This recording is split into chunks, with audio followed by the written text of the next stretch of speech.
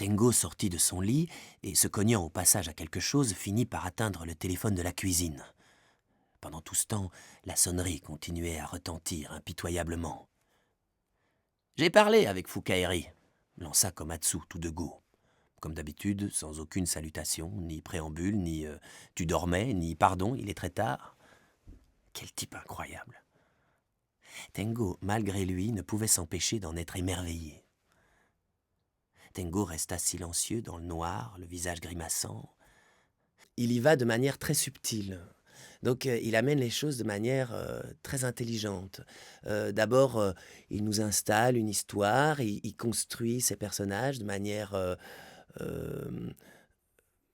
très précise.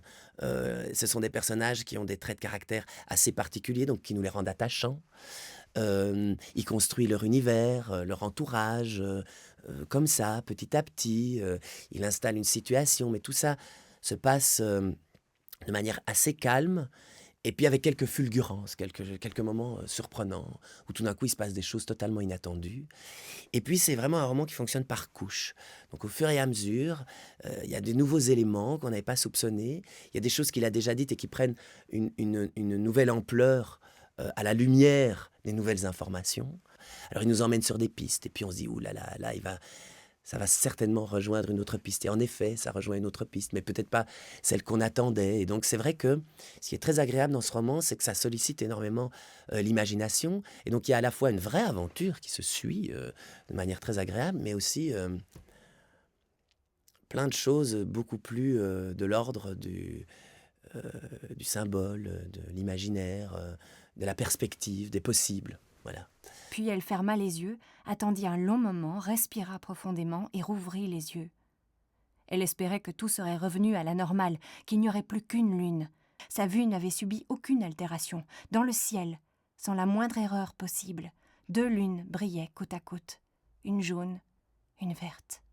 C'est un travail sur la longueur qui peut se rapprocher, bon, c'est pas aussi long de ce qu'on avait déjà fait sur Millennium. Et donc ça j'aime bien parce qu'on s'engage vraiment dans une histoire à raconter, mais et qui va prendre du temps. Et donc on se plonge vraiment dans cet univers-là. Donc ça c'est très agréable, oui.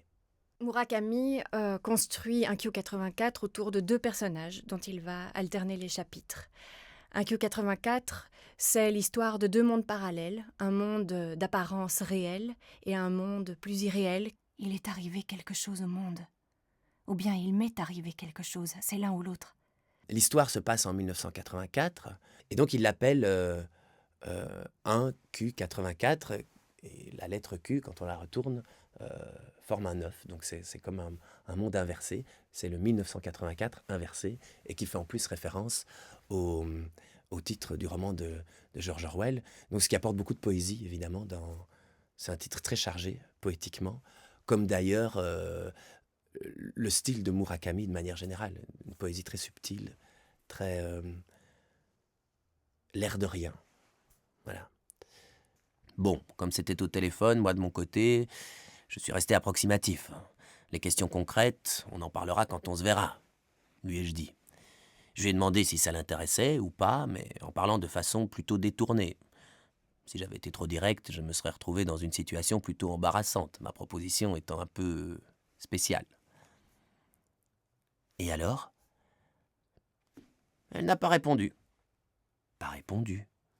Il a son style à lui et qui mélange toutes ces différentes influences. Je pense que c'est ça qui fait son succès, et puis aussi et surtout le fait que ses romans sont terriblement bien construits, vont très très loin, il y a beaucoup de degrés de lecture, il y a, il y a, c'est très dense, ça fait appel à l'imaginaire, au mystère, et donc finalement il raconte la vie de manière très complète.